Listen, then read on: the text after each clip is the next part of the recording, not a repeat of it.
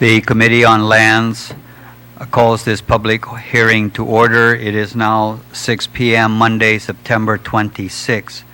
Present with me this evening is Senator Tina Rose Muña Barnes, and to her left is Senator Narissa Underwood. Thank you for joining me. The purpose of the public hearing tonight is to receive testimony on Bill number 331-33,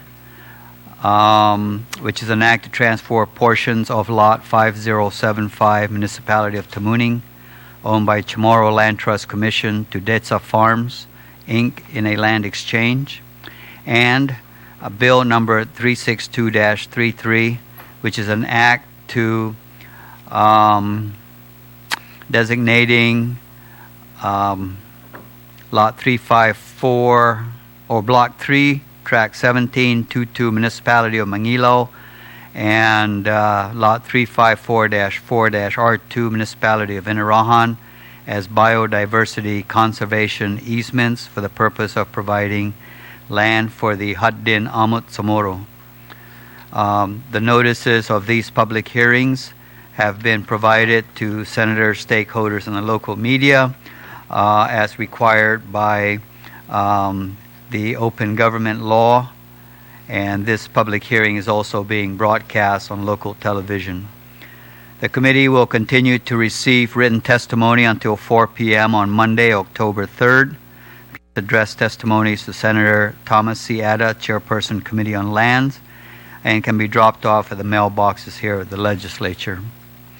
We're going to go ahead and start now first with Bill 331-33, but before I ask the sponsor of the bill to explain what the bill is about, I just want to give an orientation of the properties that are involved. So on this screen here, okay,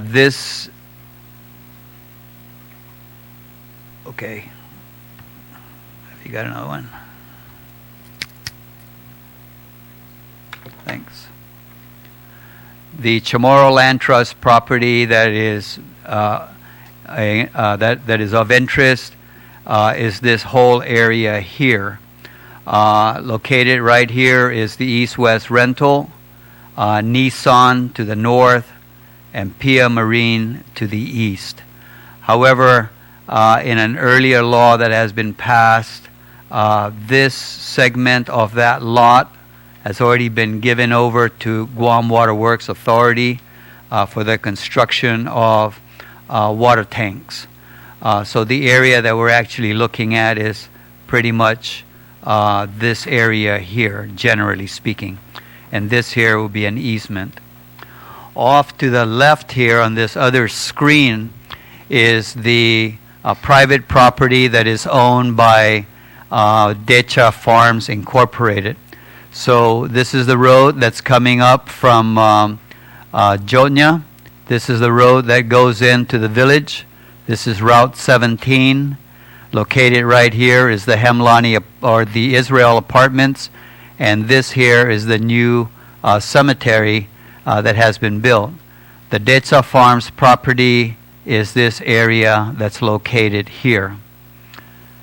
So with that, I do want to recognize the presence of the Vice Speaker. I'm going to go ahead and turn it over to the sponsor of Bill 331 to explain what the bill does. Mr. Chair, thank you, Senator Atta, for giving me the opportunity to briefly discuss this bill. Bill 331-33 COR is an act to transfer portions of Lot 5075, Municipality of Tamuning, owned by the Chamorro Land Trust Commission, to Detza Farms, Inc. in a land exchange. The owners of lot number 154-1 in Jonia would like to exchange their property known as Detza Farms with a portion of lot number 5075 in Tamuning that is in the Chamorro Land Trust inventory in a value-for-value land exchange. Lot number 154-1 is located on fertile agricultural lands that can be used for agricultural purposes and development or for residential homes. We believe this lot better serves the current needs of the Chamorro people then Lot 5075 in Tamuning. The appraised value, Mr. Chair, will be determined by fair market valuations by appraisers that will be approved by the Director of Department of Land Management if this bill were to see success. Jetcha Farms has also said they shall pay for the services of the appraisers, and this is simply authorizing the value for value land exchange. It was also noted to me that East West Rancho has been a company that has been in existence for over 40, almost 4 decades, if not more. And they've employed a lot of members in the local community. They want to expand and grow with the East West Rental company that is there, and they want to build upon that to, of course, increase and utilize that property to build more, to build bigger, and also to employ more local folks in their community. So I'm asking that my colleagues give fair considerations. I do know that, as you noted, there was some changes in recent land legislation. I apologize. I should have put that into my report, but I just saw the public law, so I apologize. Thank you for noting that, and I do know that the owners are here to make testimony. Sinamasi. Okay. So we have a number of people that have actually signed in as being in favor of the bill, but only 3 people have signed up to provide oral testimony. And so I'm going to call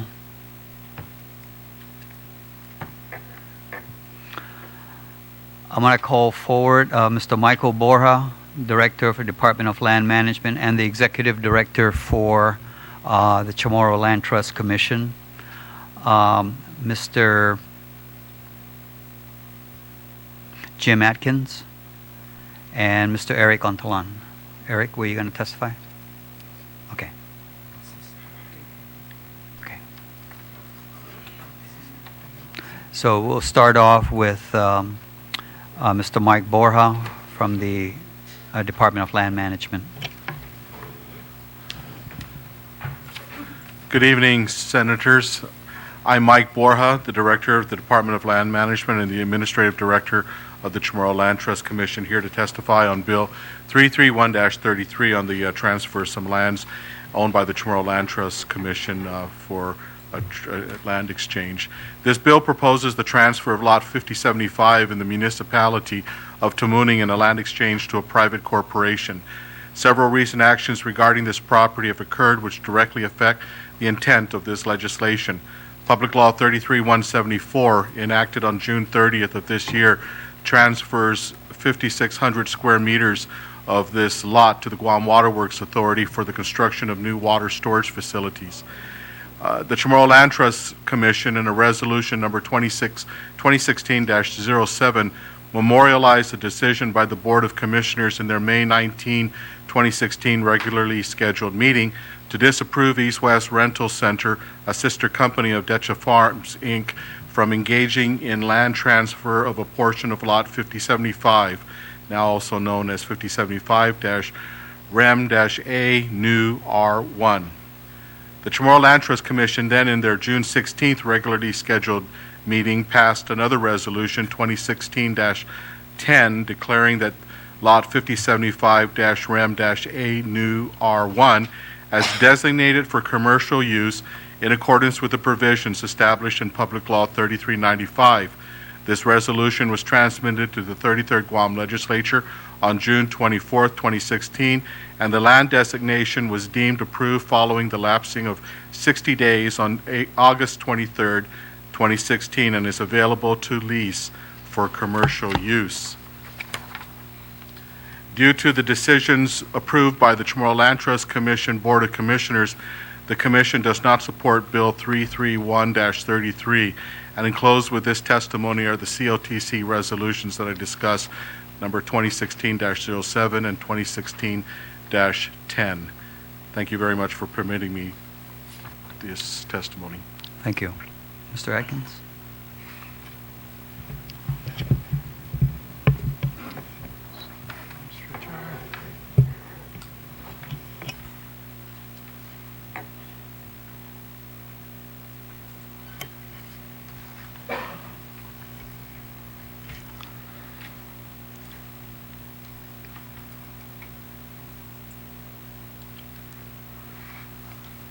Good evening, Chairman Atta and Senators. My name is James L. Atkins, or Jim Atkins. I am president of both Nature Farms and East West Rental Center, and I may speak for both companies. East West Rental Center was established in 1972, providing rental equipment to the people of Guam.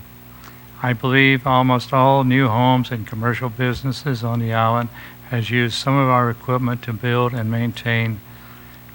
East West Rental employees a workforce of approximately 40 persons. In order to expand East West Rental Center, it is necessary to have a larger property. Therefore, East West Rental Center would purchase the property from Dacher Farms. Dacher Farms has proposed to exchange a value-for-value portion of lot number 5075 Rim A New, containing 7,818 square meters, located at the rear of East West Rental Center between Pia Marine Apartments Hotel, for lot number 154-1, located in Jonia.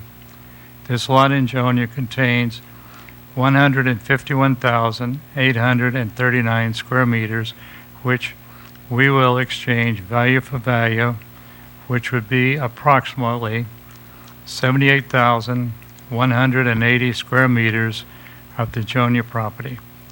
This property is level and sloping in the rear. The property is along Route 17 across from Windward Hills Golf Course. There is power, water, and sewer in the area. Part of the Guam Waterworks pumping station is encroaching on this property. In 1944, this property located behind East West Rental Center was used as a coral pit to supply coral for Harmon Field, taxiways, aircraft parking, and so on. A portion of this coral pit is as low or is as deep as 25 feet below grade level. If this exchange is approved, East West Rental will purchase the property from Dacher Farms, as explained earlier, to expand its rental business and sales business, and will employ approximately 10 more employees. If approved, Chamorro Land Trust will have approximately 78,180 square meters of property that can be used for farming, housing, and other needs. I believe this is a fair and beneficial exchange for both parties, and I ask you to approve this land exchange. James Atkins. Thank you very much, Mr. Atkins. Mr. Untitled. Good evening, Chairman Atta, Senators Muña, Barnes, Underwood, and Cruz. My name is Eric Untitled, and my testimony is submitted in support of Bill 331-33. This bill addresses the exchange of a portion of Lot 5075 REM-A-New to Mooning with a portion of Lot 154-1 in Jonia. The Tamooning lot is part of the Chamorro Land Trust Commission inventory of lands. Ideally, CLTC lands are to be used to help landless families as a means of establishing their homes and or farms when prior they had no opportunity to do so. Unfortunately, not all CLTC lands are suitable for this purpose. Lot 5075 in Tamooning is one such property that does not lend itself to this purpose. It is located in a highly commercialized portion of Tamooning, surrounded by commercial enterprises of all types. Families attempting to build homes or establish farms in this area would be greatly inconvenienced by the surrounding businesses and related traffic, which would create a hectic atmosphere for families trying to live on this lot. Furthermore, this lot is the site of a former quarry, as Mr. Atkins mentioned, that was used by the military. As a result, there's a deep pit which takes up a large portion of the lot, further complicating its use for homes or farms. Lastly is the size of the lot. This piece of land was recently divided into two smaller portions as a result of Public Law 33-174, which was mentioned by Chairman Atta, and it transferred 5,686 square meters to Guam Waterworks Authority in order to construct a new water reservoir. The remaining approximately 7,800 square meters would not allow sufficient room for a meaningful number of homes or even a small neighborhood to be established. The transfer detailed in Bill 331-33 would provide solutions to the problems cited above and a few others as well. First, because of the difference in the the value per square meter between the lot in Tamuning and the lot in Jonya, an opportunity is created to exchange tens of hundreds of square meters for tens of thousands of square meters. This puts the CLTC in the position of being able to award numerous house and farm lots to its clients. Secondly, the land in Jonya is ideal for homes and farms. In the area surrounding Lot 154-1, there are many single-family homes and a number of productive farms. The lot is also located along Route 17, Cross Island Road, which makes it easily accessible to anyone wanting to put down roots there. And utilities are immediately available along the Route 17 border of the lot and also along the Route 4A portion of the lot. This puts CLTC in a position where a simple land exchange will provide benefits and opportunities to its clients on a significant scale, thus answering the long-standing need of many families, some of whom have been waiting many years for a piece of land to call their own. I hope this testimony will help to move forward with the passage of this bill into law. Thank you for your time. Thank you very much. Did you have any questions? Mr. Borja, what is the greater need for Chamorro Land Trust? Revenue to be able to go out there and survey the many acres of Chamorro Land Trust property and put in infrastructure? Or does it need more acreage in its inventory? We have a lot of acreage in our inventory. The problem is we can't really use very much of it, or the people who have been assigned those leases have great difficulty in being able to use it because of the lack of infrastructure and the inability to survey. I mean, that's one of the fastest ways we can distribute land is if we get the surveying done for all the lands, but then what we'll have is just lands that are parceled out still without the infrastructure. So this was one of three different lots that had been submitted to the legislature in June to designate as commercial use. This is really the only one that has the highest use and benefit for a commercial purpose. We know that it is not suitable for agriculture and residential, and because the public law 3395 allows us the opportunity to commercially lease certain properties, this was designated as one of them. We stand if we follow certain provisions of the law to lease out at 10% of the value of the property, to be making at least $75,000, around $75,000 a year. In 10 years, that's $750,000, in 20, it's $1.5 million. It's income that's not flowing in like this, but it's income that we sorely do need to have in order to increase that revenue stream so we can do some of the infrastructure development for the many other parcels of properties that are already set up for agriculture and residential. What we would like to see eventually, I mean, the reason we have to give out half-acre lots is because of the inability to have any kind of suitable wastewater infrastructure in those lands, which is a large parcel of property. And if we were able to reduce that size down to 1,000 square meters or a quarter acre of sorts, we can get more people into the lands if they had the infrastructure, especially the wastewater infrastructure that would be necessary for reducing the size of the property. So is that the underlying rationale as to why the Chamorro Land Trust Commission in an earlier meeting disapproved this land exchange that was brought before it? Yes, they did not want to remove inventory or land from the inventory, but instead to use the few parcels that we do have that can be commercially viable for that kind of purpose. Okay. Anybody have any questions? Where did the number come from, 75,000 a year? We estimate it to be around $750,000 as the estimated value. Do you have any potential lessees for this property that you're looking at, Not especially yet, with the topography that it currently? Well, that topography wasn't a problem for Guam Waterworks because part of their land that they took also has part of that sunken section. But we are basing our estimated value on the tax assessed value of the property, of the whole property being close to around $1 million. Do you have any prospects? Or have Well, you- sir, the public law allowed us to submit our land designation listing.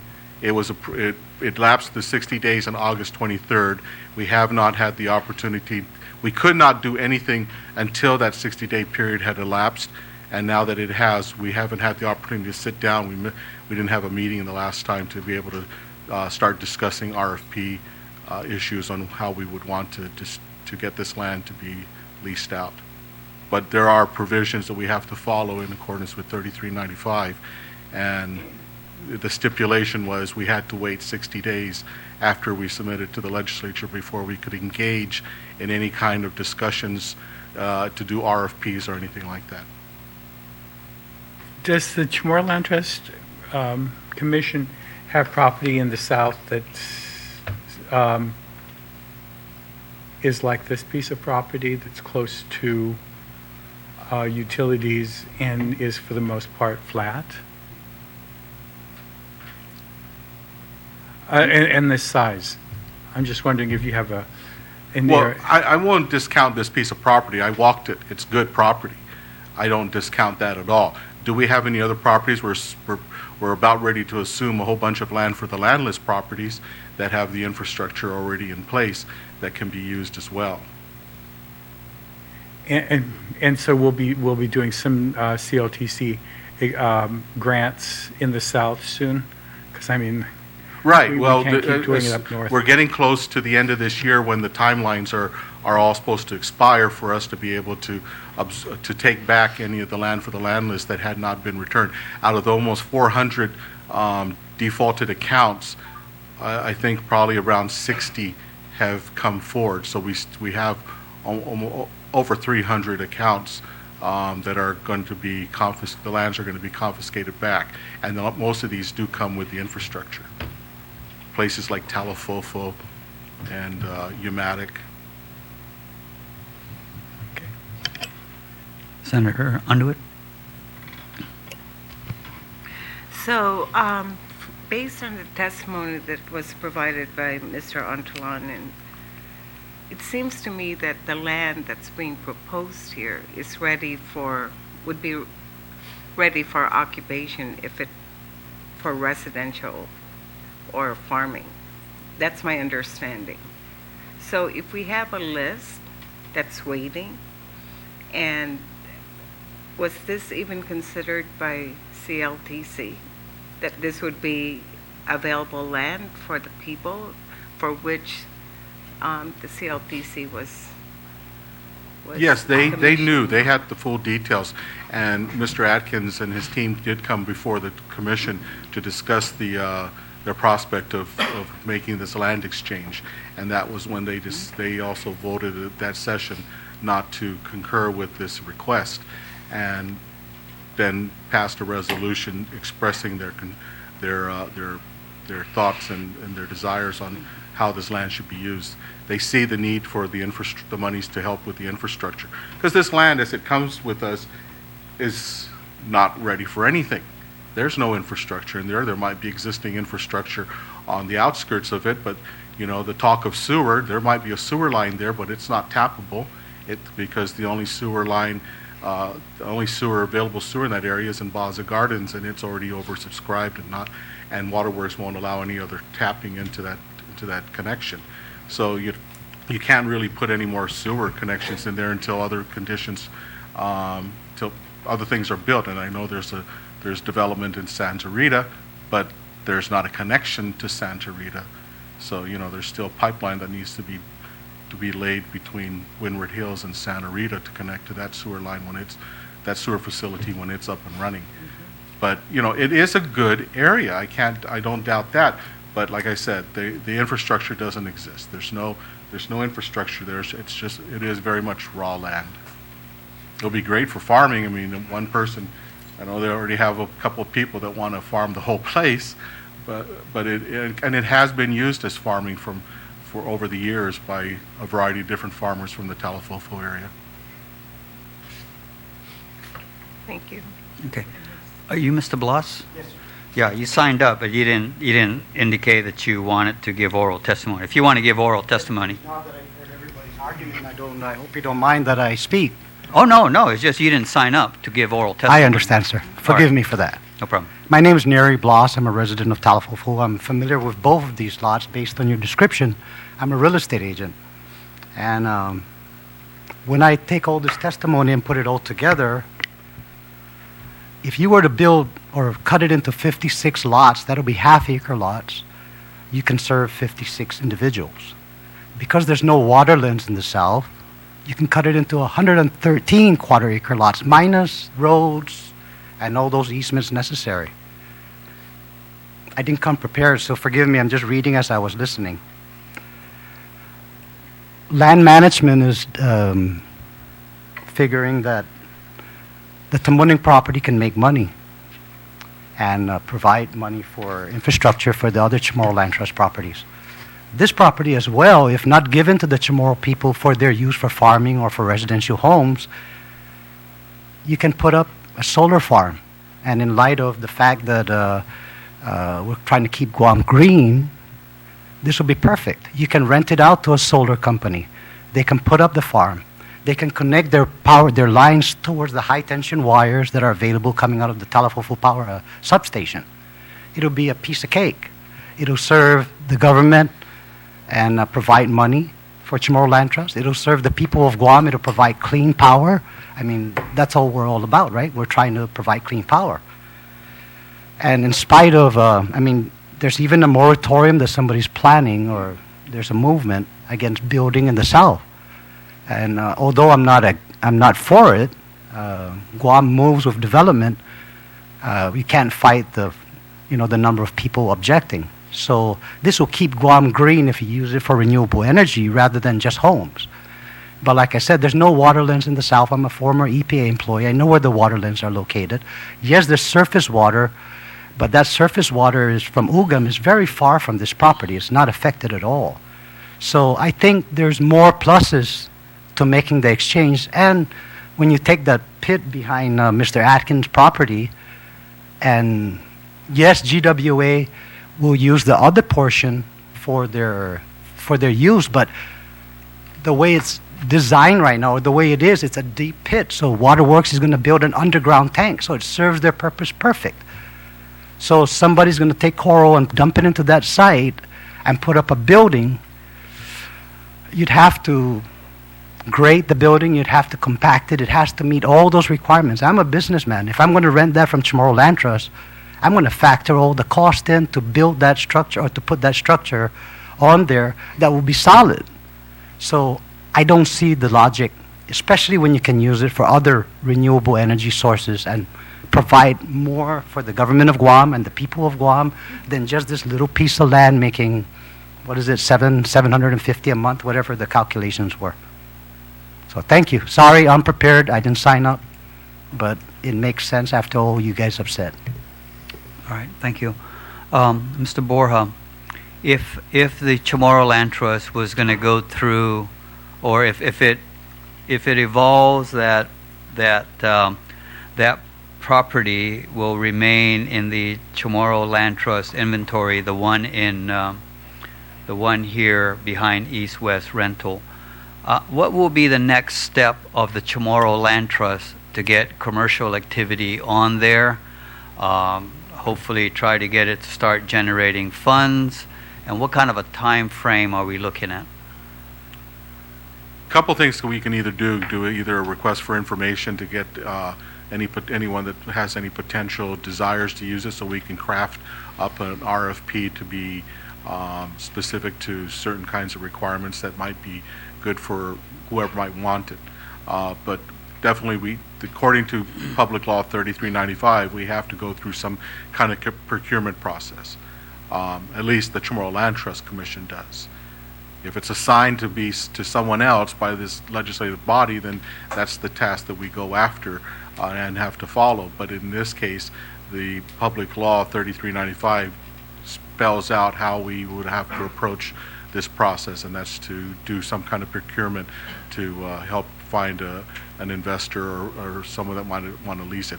We still have a standing memorandum of agreement with the Guam Economic Development Authority to help us and assist us in that respect. If there was an interested party who would be interested in leasing out this piece, whatever is left over after GWA has taken what it needs, how long could that lease be for? Well, again, the public law only allows us to do it, I think, for 25 years. So that's the extent that we can do it for, unless there is, again, a provision that would allow us for this specific lot for a greater period of time. The legislature could Yes. approve a longer lease period. That's what we would have to have, is the authorization from the legislature for any kind of additional use time for this property.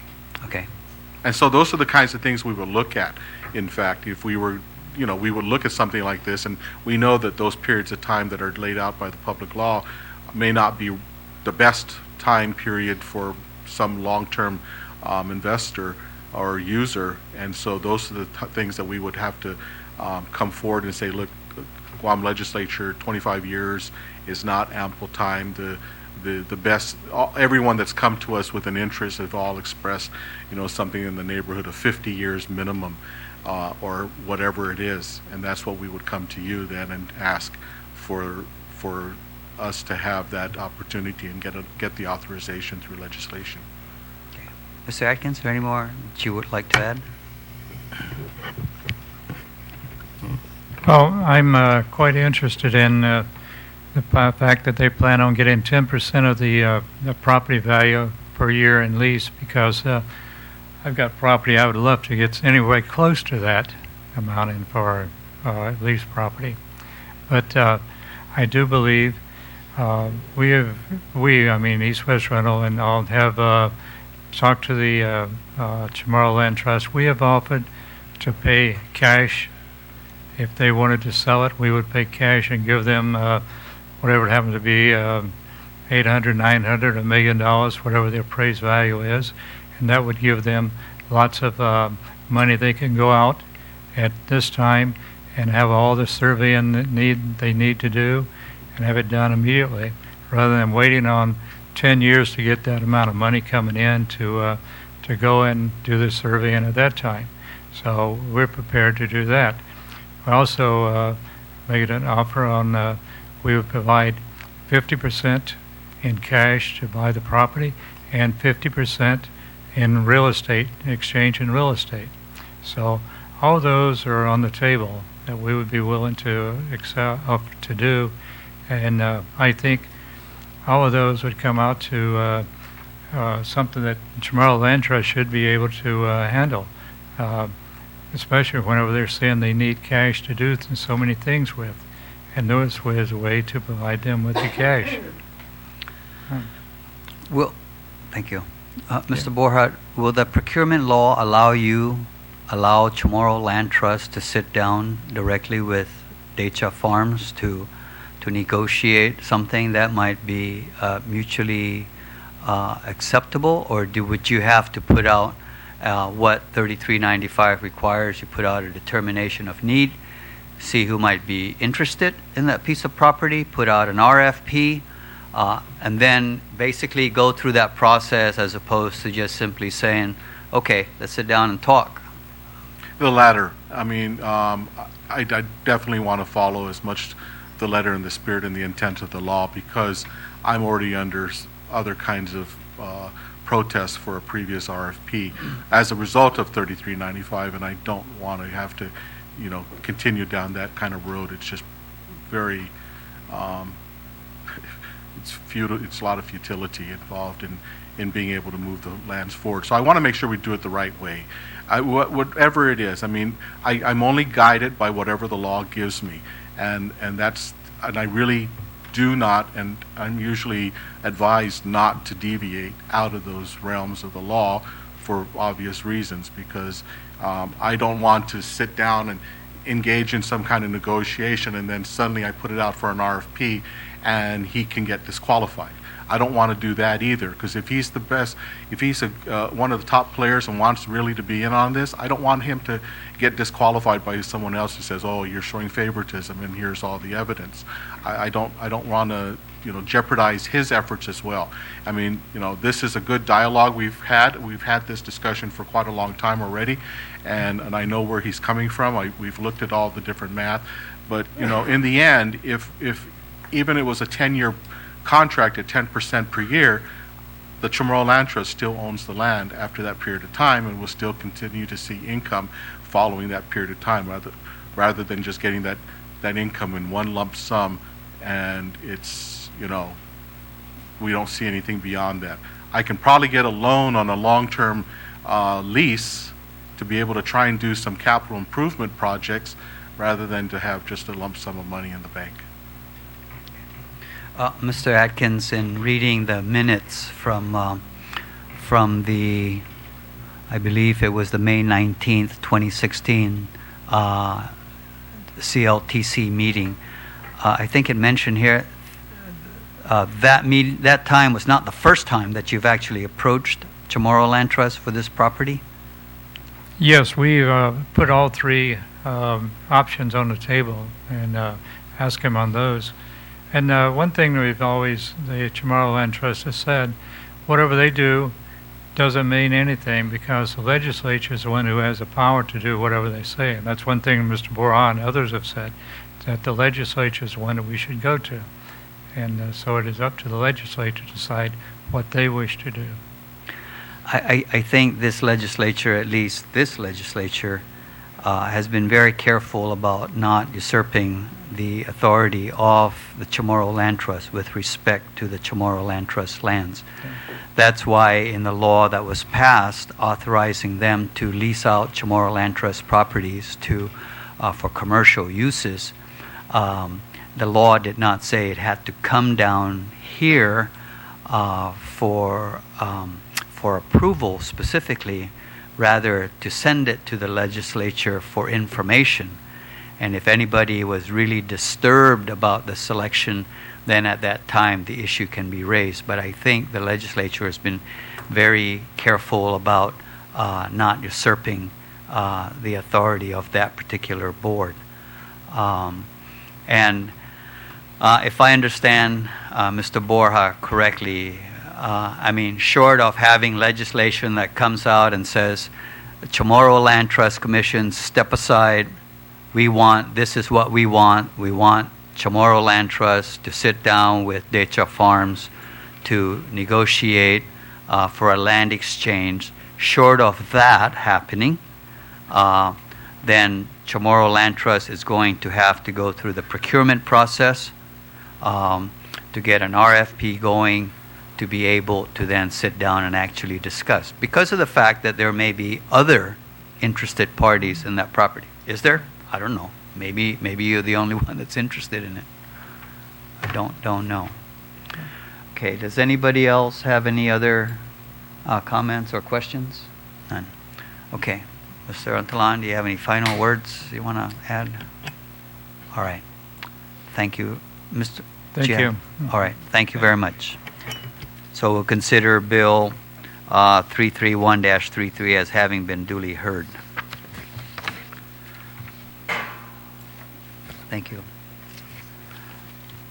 The next bill that's up for a public hearing is Bill 362-33, which is an act to designating Block 3, Tract 1722, Municipality of Manguilao,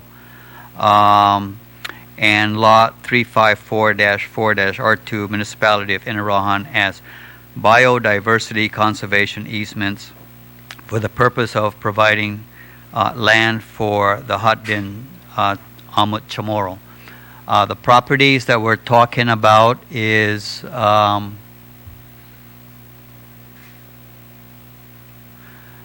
This is property that's in Mangilo. I believe this is Hawaiian Rock. Oh, is this in Arahan? Okay. And where this is the school? And the property that's being set aside for the Haddin Amut Chamorro is this area here, 15 acres? That's okay, and this is the school up here. And then in Mangilo,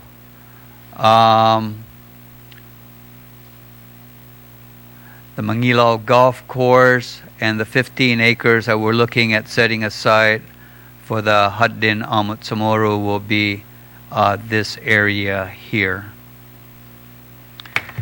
So, signing up to provide testimony is Mr. Mike Borja from the Department of Land Management, Ms. Zita Pangilinan,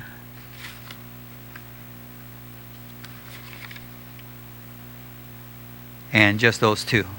Is Ms. Pangilinan here? Okay. So we're going to go ahead and start with Mr. Borja. Good evening again. On Bill number 362, this bill designates the following properties as biodiversity units, and you show both of these properties up here. Block 3, Tract 1722 in the municipality of Manguilao, approximately 136,690 square meters. This is an agriculture, as shown on one of our agricultural master plan, which is recorded as instrument number 880762. This land is registered. And in Arahan, lot 354-4-R2 is approximately 61,461 square meters, and it is also registered land. This bill modifies the section 121 from the Guam Code annotated by designating the parcels of land for this purpose as a biodiversity conservation easement, and classifying that land, and it also sets up Haza Foundation as a nonprofit organization designated to consult the Chamorro Land Trust Commission to establish criteria, application, and operational procedures of the Haddin Amut Chamorro. The following are recommendations we would like to see incorporated into Bill number 362. That each parcel is subject to a survey which must be approved by the Department of Land Management. Each parcel of identified property should be encircled by an interior buffer zone no less than 10 feet wide and no more than 30 feet wide for the purpose of protecting from encroachments of neighboring lots. And this buffer zone may be used as a perimeter trail or for the erection of a fence line or other demarcation. A comprehensive land use plan for all CLTC properties designated as a biodiversity conservation easement should be created. Subject area experts in the Department of Agriculture and the Department of Parks and Recreation and other agencies as necessary may be utilized to assist with the establishment of this plan. All criteria and procedures established for the use of this conservation easement shall be approved by resolution by the Chamorro Land Trust Commission Board of Commissioners. The CLTC shall be the issuer and lessor of any parcels within the conservation easement assigned to qualified applicants, and these lessees or land use designees shall not assign, transfer, or sublease any portion of their designated land use area. While this legislation seeks to establish lots to be designated as biodiversity conservation easements, the Chamorro Land Trust Commission envisions other parcels of land to also be assigned with this designation in order to propagate endangered native plant species and protect unique areas of our island's geography. We've already been in discussions with the Department of Agriculture. Of course, they have their own game plan, but it also suits the same kind of aspects that we're trying to do here too. While Haddin Amut Chamorro is trying to preserve medicinal kinds of plants, sometimes those plants need to have the necessary jungle foliage that is starting to die off on our island in many different places. We'll be looking on downstream and in working with the Department of Agriculture to establish a memorandum of understanding to help assist in designating a larger section of lands along this side of northeastern Guam, especially along the limestone forest area, to try and designate more lands as a biodiversity conservation easement. This is a new term that we're using here to designate the lands, and it's a new term that we really need to lay down some foundations and some definitions. And the people like the Department of Agriculture, already by Guam Code Annotated, have a function in the establishment of these kinds of areas for the protection of all these native species, both plant and wildlife. And we'd like to be a part of that in making sure that some of our lands fit that into that kind of scheme. And in the meantime, we working with the Hatanamo Chamorro aspect of the whole process, which is also very, very important. And so we support this role, and we really want to make sure that it works for the overall needs of our Joamte, for the Joamte, and for everyone that's does the traditional medicinal medicines with our plants. And I think that that's an important aspect that we want to continue to do. Now, I also mentioned about a buffer zone around these properties. I've talked to several different kinds of land planners, and they like the idea, even the Department of Agriculture, of establishing these buffer zones. Just to give you an idea, Dedido Village, if you didn't know it, there's a large buffer zone around the village, but these buffer zones kind of insulate this interior section so that we can prevent it from any kind of outside harm that might come in, and if need be, to create a trail so we can police around it in certain areas, or to erect some kind of perimeter or demarcation so we can mark and identify where these lands are and help protect what's being done inside these lands. Because more than just what they want to plant, I mean, there's many of our trees, from what I've been told from the Department of Agriculture, we have the high canopies, but missing are the medium and the lower canopies. And those kinds of plant growths in their middle-aged lives are necessary, because at some point, the large canopies will drop. And when they do, and there's nothing to replace them, everything down below will be decimated from natural occurrences. And so it's important to continue to ensure that our forests in this area are protected, and this is a real important area. We're going to be looking at other areas around the island as well, but for now, since the Chamorro Land Trust Commission and in some parts the Guam Ancestral Lands Commission have controls of much of this section of the island, we're looking to try and create some strips that go pretty much from the coastline up past the first plateau and up along the ridge line, so that we can keep that part as pristine as possible. Thank you very much.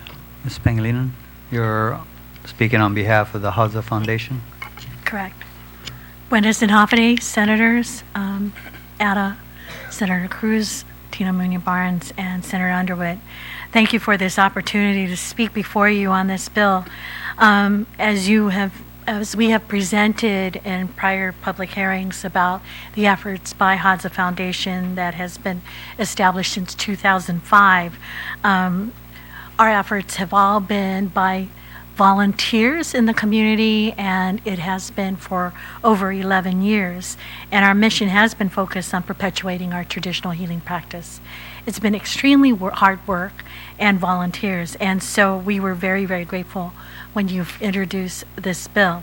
As Mr. Borges also explained, we've also been in discussion with Chamorro Land Trust about this whole project, because as we have done with our in our first Ahmet conference, recognizing the real sensitivity and the risk in terms of the actual perpetuation of our Ahmet, we have about 2 generations, if not less, before we lose this tradition. And with the passing of our healers, it's very imperative that we move forward in our efforts. And one of the things that has been difficult is the fact that we have gone out and we've shared this identified Amit, our great challenge in perpetuating the traditional healing practice is the loss of medicinal plants, specific plants. It takes days and days and days. We were just out again Wednesday looking for Amit and trying to find specific. There's also skepticism and fear of the zombie, of the exploitation of Amit, and the fact that many of our healers don't have any family to pass it down, or children that don't want this practice because of the hardship and that they have to endure in perpetuating it. In our first Amit conference, this was a big issue, the concern that we're losing a tradition that's 4,000 years old. And in addition, that we didn't have the two major issues affecting our people are health. It's the epidemic that currently exists with our people in terms of non-communicable diseases, and has been determined that we have been in epidemic proportions of NCDs. In addition, suicide rates. In 2012, we had 2 a month. Just a few months ago, or a few weeks ago, the statistics now is at 5 a month of suicides. We've been attending professional organizations, conferences, and addressing that we as a people need to partake in indigenous practices to address the healing of our people. It cannot be just from one angle of a Western treatment, and so everyone and many studies and research are calling for indigenous practices to be incorporated in dealing with transforming the health and well-being of our people. To that effect, like I said, we presented before. The one challenge that we have is finding property. We have done a lot since the first Amit conference in achieving the resolutions that were adopted at that conference. One is a lot of the publication, education, training, information. We have produced 3 documentaries. We've produced publications. We have done quite a lot of outreach throughout the Marianas, Rototinian Saipan, working with the healers, as well as with employers on Guam, medical professionals, and the workshops that we do in outreach, as well as professional organizations to improve the health of our people.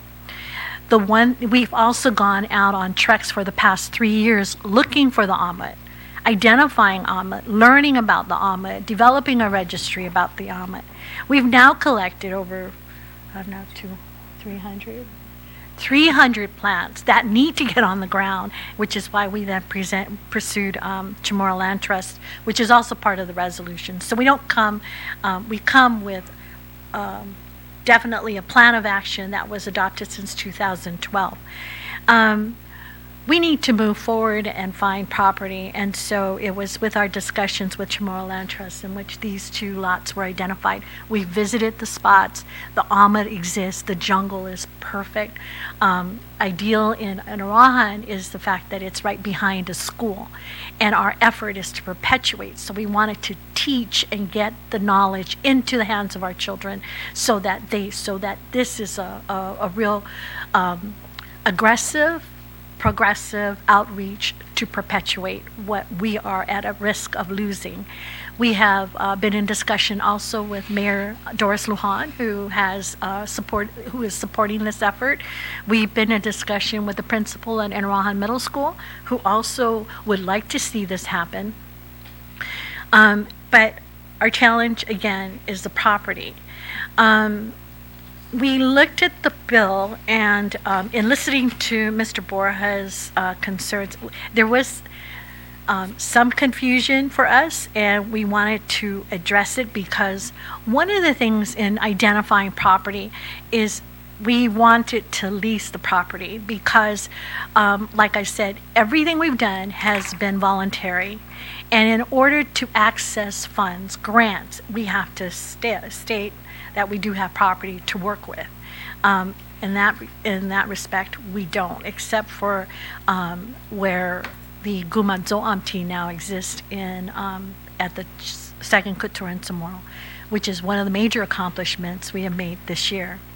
However, that property is very limited for the plants. And again, I think I presented before in that although we've gone out on these treks for the past 3 years, the challenge is mimicking the same habitat and ecosystem that these plants to survive. And so, which is why when we presented with the Land Trust, we said, we need somewhere where the limestones exist, a mountain, a valley, and beachfront. And so our effort, our desire is to be able to get property and be able to lease it so that we then have the opportunity to pursue grants, to further our efforts. In this legislation, that's not specified, and I understand that role belongs with the Chamorro Land Trust. In regards to the properties being designated, I'm very concerned with the recommendation. However the property is divvied up, I'm very concerned. We have absolutely no monies. We've been doing this on our own, and very few the limited funds that we do get, we've used for education and the building of our Gumazoamti. We have absolutely no funds to pursue or develop or get surveys done and all these other efforts to, ensure the plans are developed accordingly. What we do say is that we need property urgently, as the plants are dying. They've overgrown the pots, and I know that might sound very minimal to the big endeavor here, but our omens are, our philosophy and all our healers say save plants that save lives, and that's why we're here. We wish to find ways to access the property as soon as possible. We have, in terms of a master plan that Mr. Borja has is alluding to, we did preliminary plans, and we can provide you, and I think we presented this, to develop an ecotourism and sustainable development program which will feature food as medicine, and we think that giving this priority will help us in coming up with healing or efforts to transform and improve the health of our people that are dealing with the non-communicable diseases, and to truly educate our kids now. And so we're here to support the bill. How it does come out to, again, we'd like to stipulate that there is some kind of formal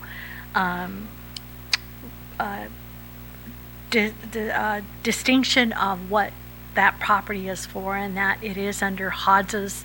If it's a lease, it's that we not just have access to the property as stipulated in the bill, but our effort is that in order to pursue grants, we need to have some form of stipulation to that effect. Secondly, we would love to manage the properties, and our efforts have always been embracing and encouraging our community to come together to work this, and it's going to take a lot of effort, but we do not have the finances to be able to break it down as recommended by Mr. Borja. But we have been in consultation with Department of Agriculture, with other agencies, to be able to assist us in this effort. We've also looked off island for professionals to kind of provide in-kind or their expertise in developing these properties. So in effect, we are supporting the bill, we'd like to support the bill. Our issues are, how soon, and we do not have the resources to be able to break it down, as Mr. Borja stated, but that we would be willing, Hadza Foundation would be willing to develop a plan, a master plan, and coordinate that aspect in order to ensure that we can move right away in the process to get the ball rolling, to protect, preserve, perpetuate our traditional healing practice, and really get to working with our people and dealing with the diseases we now face. And as our healers say, our healers are not just looking. Every time our healers go see a person, they look at a person from a spiritual, a physical, and a psychological.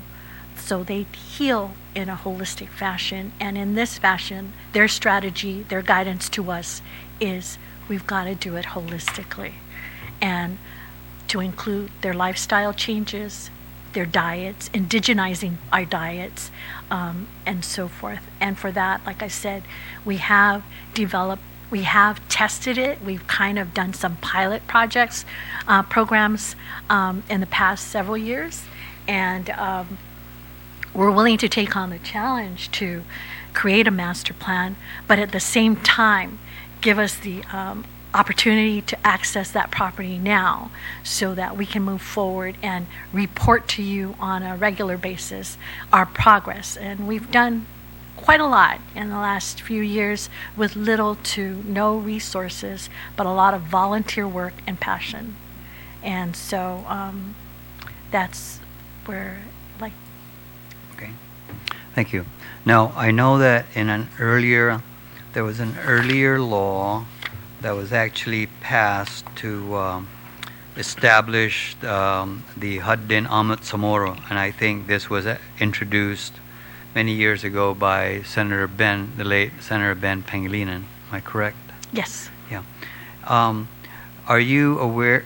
Well, this was before your time, but does anybody know if there's any competing interest in doing the same thing that Hadza Foundation wants to do in basically managing a 15-acre biodiversity tract of land?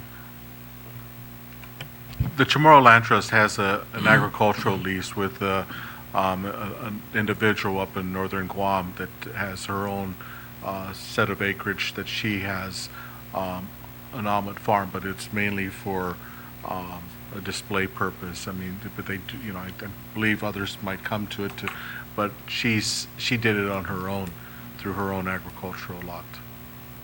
Okay. Does anybody have any questions? Yes, please. So, Mr. Chair, I think my question, tapping off of what Ms. Zita said, was I see in the provisions, Mr. Borja, that Section 3 had an exemption for the appraisal of lands, and I just wanted to know that you asked that the parcel subject to the survey must be approved by land management. Does the department have the capability of surveying within their in their department, and in as far as the identifying of the encircled buffer zone and adding that, would that have to be included in that survey, or I think an appraisal? Oh, well, I don't think we need to do any kind of appraisals, but yes, the Department of Land Management does have a survey team. Is it something that, would be something they could do? Of course, but it would be extremely labor intensive. But it would be something too that would be, you draw it out and create on a paper your buffer zone, and then you put it down into the ground. But it's to definitely put out all the points. And it's just because the land had not been surveyed, so we can create a formal map that's recorded, so it's for the record. And that's the reason why these lands need to be surveyed, because they currently are not part of any survey. So I guess my next question is if we had to do it in-house based on that, and I know we need a fee because I know there's filings with land management and as far as looking for the points and all that, what are we looking at as pricing? If we had to do it outside, how much would it cost? It's usually about $1,000 an acre. And so if you're talking about 50 acres here, it's about 50,000. 50,000. Okay. Does the Chamorro Land Trust have the money? Well, there is that, plus we'd like to use more so that we can survey other lands as well. But there's a greater part that we need to survey too, so it probably wouldn't just be just this. There'd be other areas we'd like to continue up the coast on the northeast side. Adjacent to, next to these Right, properties. going all the way up to Anderson. Wow.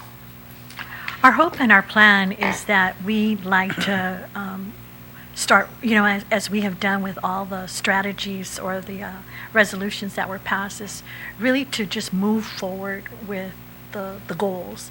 And,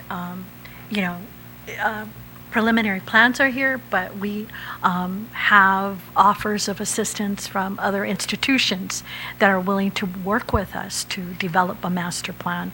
But what we request is access and to work, give us, because the funds are not there. In our plan, we are looking to generate revenue, so we're not reliant, we're not dependent, but that we're addressing the health of our people. We're promoting food as medicine. We're looking to generate revenue and be able to be self-sustaining. So these are preliminary, and we're really begging that we've been through this for so long, and we're just now at that point where we need assistance. We need to move. We need to get the plants on the ground. And our healers are elderly and, perpetuating and developing the apprenticeship program.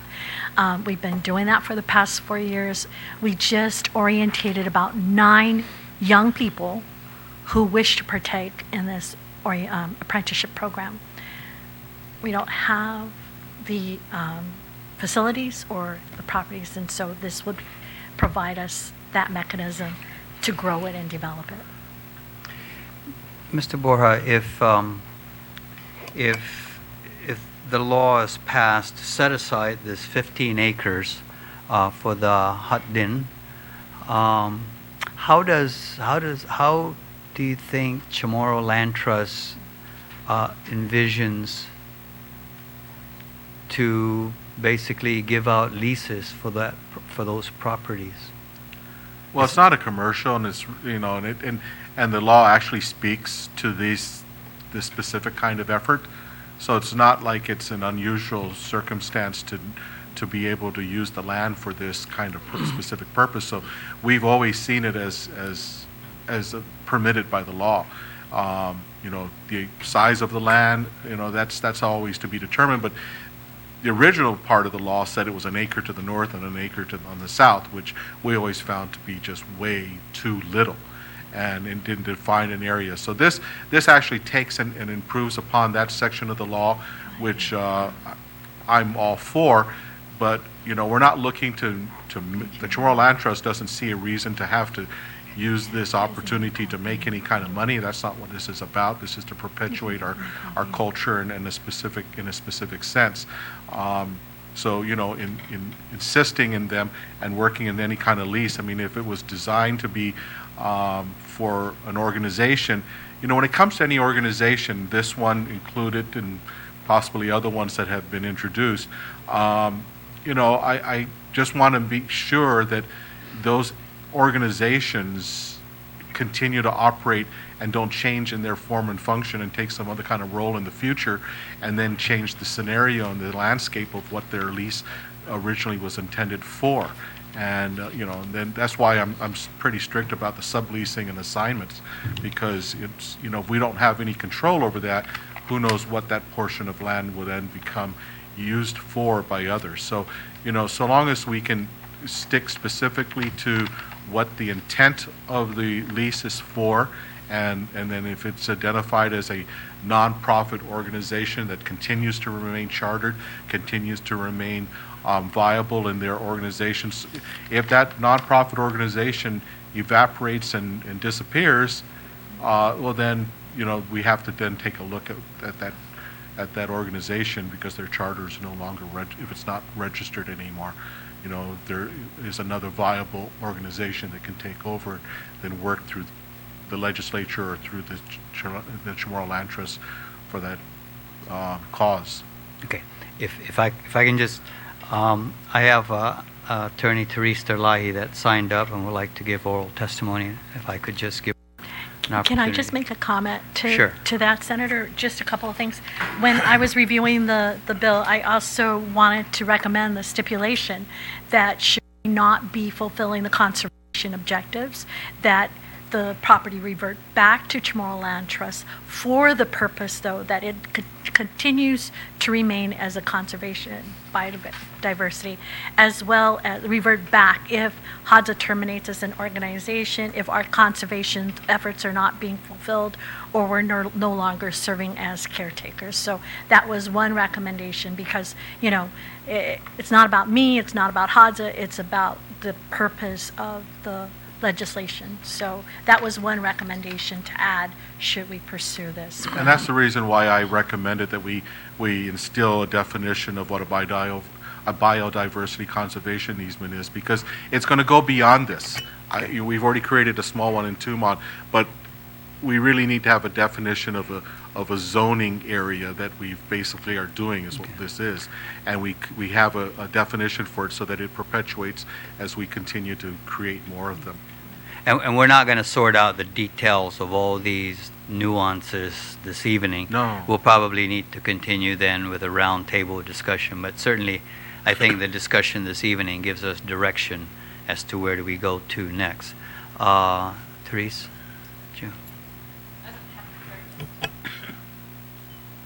I don't have prepared testimony, just basic questions I would like to ask, and maybe help with the direction on this, because I completely support the HADSA Foundation, their work, the omelet, preservation and growing, and everything that they propose to do. But where I'm coming from is this, I agree with the director that this designation as a biodiversity conservation easement is really not defined, and it's perplexing to me. What does that mean? What purpose is it going to serve for? Is this to serve some other purpose for the island, for the government of Guam, that that type of thing? I think it really needs to be fleshed out.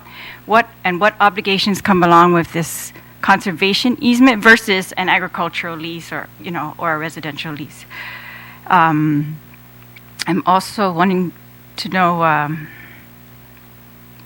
How does the CLTC, the commission itself, did they approve this? Do they have a position on this? They didn't pass a resolution on it, but they have talked about it, and they were quite supportive of the ideas when HADSA Foundation came before the commission to discuss the matter. Okay, so then a couple of last questions. So this land here on Mangilaw, how does this land that's being blocked off? Well, first of all, in comparison to the original bill setting aside land to, do hot din amet Chamorro, it's really a big difference between 4,000 square meters and the 60,000 square meters in one of the lots. So that's only one of the lots, 60,000. So it's huge. It's a very completely different concept. We're talking about, and it's an admirable concept to create a biodiversity conservation area, but I'm just questioning why. Was there any other land besides Chamorro Land Trust land that was offered, for that purpose? And if the director could just describe this land to us, how does this land compare to the Lahuna land that the Chamorro Land Trust wanted to use for a commercial lease? Well, as I mentioned earlier, this is just the start. We've already been in discussions with the Department of Agriculture, because they want to start from that end They want to actually start from the fence line of Anderson and work on areas. And so we're not, we've been supportive of that idea, and that's why I'm saying we're ready to begin creating a memorandum of understanding with the Department of Agriculture to assist in defining where a biodiversity conservation easement further to the north could exist, and helping us to know what are the best areas so that we're, especially for plant life and special kinds of trees in that area, and what we can protect. And then with that definition of whatever a biodiversity conservation easement is, it most likely will limit any kind of use of that land for other purposes other than being able to walk through it or plant trees or enable endangered wildlife. Yes, so basically I just want to, I'm just concerned that, yes, I agree with all the purposes to create a hotdon on Chamorro, to preserve indigenous plants, of course, of course, I'm in favor of a biodiversity conservation area, but I'm just perplexed. Yeah, how did this land get chosen out of the Chamorro Land Trust? And what is the plan now for the Chamorro Land Trust if we are not going to prioritize the residential purposes and the agricultural purposes? I mean, it's possible that that would be the policy going forward, but I just think that's something that really needs to be vetted. If we're going to start using Chamorro Land Trust to take care of the government of Guam's obligations, I mean, we have been using it to take care of the government of Guam's obligations in many other areas, but these are huge tracts of land, and so I just think. I must also note that these tracts of land are not usable for homes and not usable for agriculture. Oh, that's why I'm asking. How does this compare to that Lahuna area? The Lahuna land, is it like right next door, or it's along the same cliff line? Well, my hope is that we're going to also include that whole area. Right now, the only thing that's keeping me away from that is only by the fact that I'm under an appeal process on an old RFP. So as long as that still sits in the air, I just keep an arm's length hands off of it. But it's not. But I can still plan for something, but actually doing something there. We're already trying to work around in that area to create these areas that are not usable for homes, are not usable for agriculture in some places.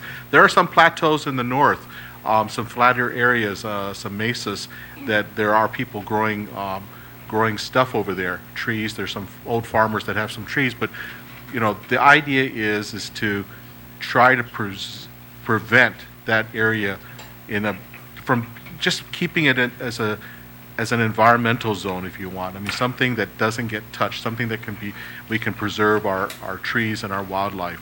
Is it somebody's mandate to do that? No, it's right not. Now? No, I'm not doing it based on anybody's mandate, and I know there are some, but there are some that are being proposed.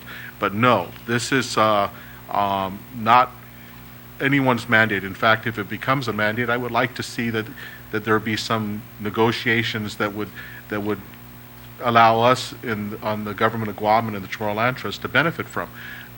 But still, this is a real pristine area going along this side of the island. There are some areas, especially around Pagat, that are culturally sensitive, and they're old villages, and so those things need to be preserved. And that's the intent. It's not only, like I said, with agriculture, but parks and recreation, so that we can determine future use. If we want it to be walking trails, how do we control that as well? And that's the thing that we'd like to see this part of the island to stay preserved as much as possible. Yeah, well, we can't object to those kind of goals, but I just want to point out that I think that really needs to be vetted. Yeah, what is the Chamorro Land Trust going to do with their land in the future? Can we? Yeah, and is it their land that should be used for the biodiversity conservation areas versus trying to get residences on them, and I also just I'm not sure how I just found out about this hearing at the last minute, but I'm not sure. But I also want to be sure that I just want to look at it more to make sure that this is not some mandate or mitigation for some other activity on Guam, that if we create these biodiversity biodiversity or conservation areas that we then mitigate, like the forest being bulldozed up in Anderson or other things like that, and that then we use Chamorro Land Trust land to take care of those obligations. That's definitely not my plan. It I'm really not, is yeah, Mr. Lahi. It I really don't, is not. I'm just thinking, yeah, I don't know either. I just want to be cautious, I think. Yes, that's all. Has the military approached land management? The United States Navy had a conference with a number of federal agencies and government of Guam agencies late last year, early this year, to discuss the situation of trying to create a habitat, an area, a habitat preserve because of the kingfisher bird. And there were certain persons within the government of Guam that expressed a similar view to Mr. Lahi, which I don't disagree with at all. And but nothing has come of that since that meeting. No, nothing formal has been presented in any way. And this is, like I said, not because of this. This is not to do this at all. In fact, if there is a reason that this has to happen, I think that we should have some leverage in that discussion. That if they are looking for a habitat preserve and it has to come from outside the gate, then perhaps we need to think about what we can get out of that if it does. But no, this is really, sincerely, as a result of a lot of the testimony that came from our public hearings on the lands that we were going to make commercially used, and Lahuna was the number one topic, even though it wasn't on the list because of an appeal process.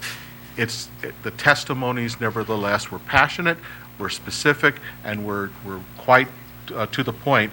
And this is one of the ways that we're looking to try and preserve that whole area up there so that we don't get into a quandary like what we're trying to get out of right now.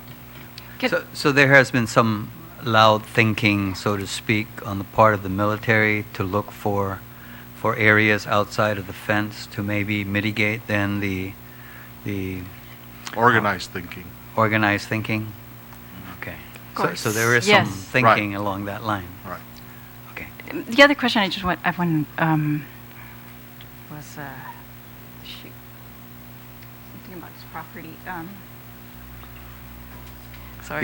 You were concerned about that maybe that that organized thinking to use this as a mitigation area for. I am concerned about that, but no, it was something else. Just wanted please to, speak to into the mic. clarify. Oh yes, what is the difference between this besides that, it was set up by law, but it was set up by law to be like 1 acre lots, and one in the north, one in the south. But these are like 20 acre lots and 15 acre lots, and so this is.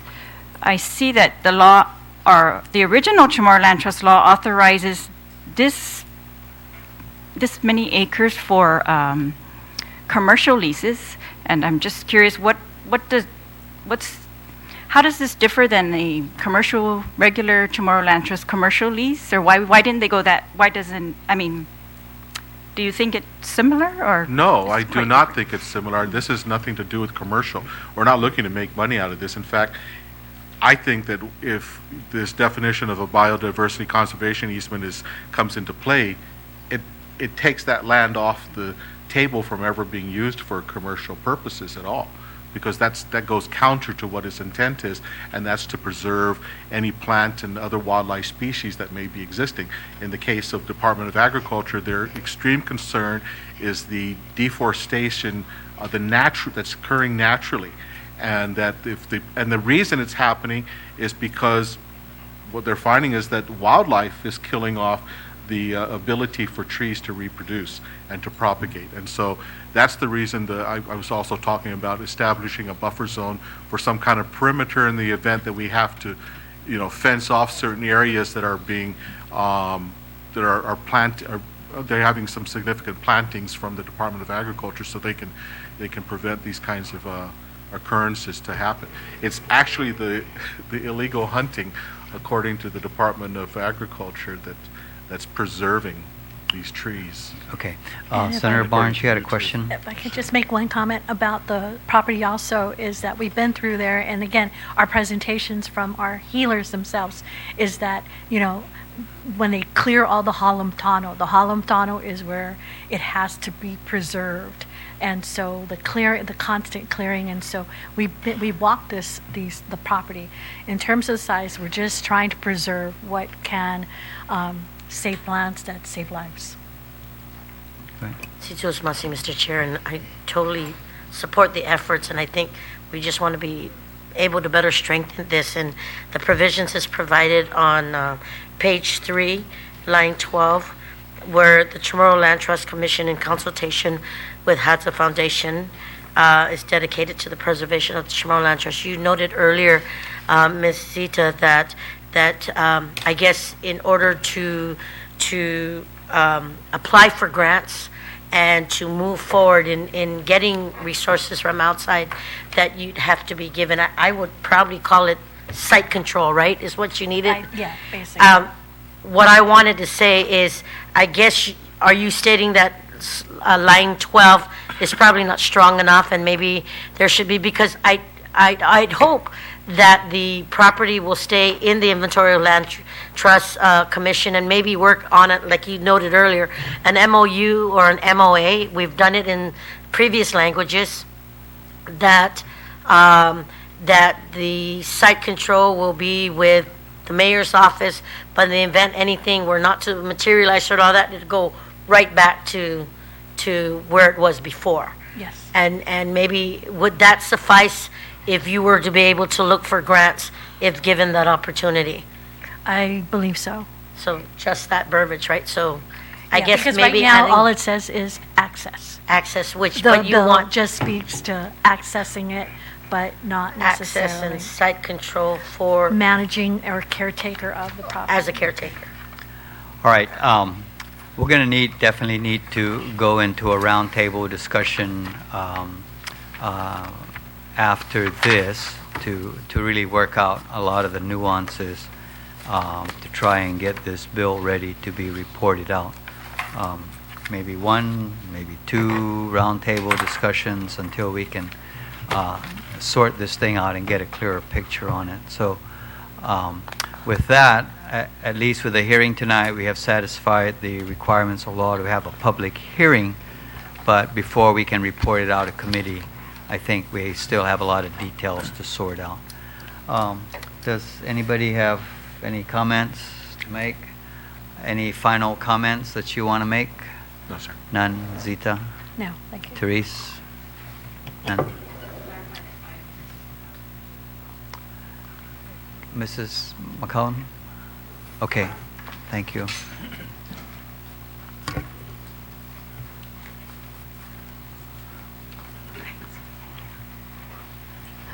Hi, good evening, Senators. Good evening. You did sign up, but you did not. I did. just- I Changed your just no. I just had a question. Okay. One question I had, and I support the Ahmed family, as you know, in their endeavors. I just wanted to know, and on a lot of things have come up in my mind. I believe that the Ahmed people do need a place to hunt for their Ahmed. And I know that some areas grow that particular Ahmed in that area. Not only, even if they plant it here, it might not be successful. So I was wondering whether there's a private-public partnership with the government of Guam for them to access properties through that are owned by government, so that they can be able to access the Ahmed wherever it is growing. I had an experience with the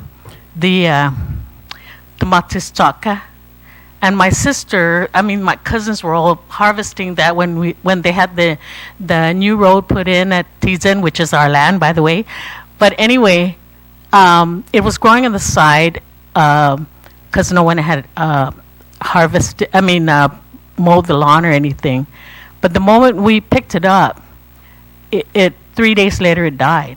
And I found out because you're not supposed to just pick him up. Even if you plant him in a good plant, It's just the fact that you remove them from that area, and that was their growing spot, and they would not survive unless these guys have better hands than I do. But I'm thinking, that because that was a particular area it grew, and the fact that if you do pick it up and remove it, can the Amat people have a partnership with the government of Guam to be able to access properties for the sake of gathering Amat? Thank you. Thank you very much for that. Okay, so with that, there being no further questions or testimonies, we'll consider Bill 362-33 as having been duly heard, and we will now adjourn this public hearing. It is now 7:31 p.m.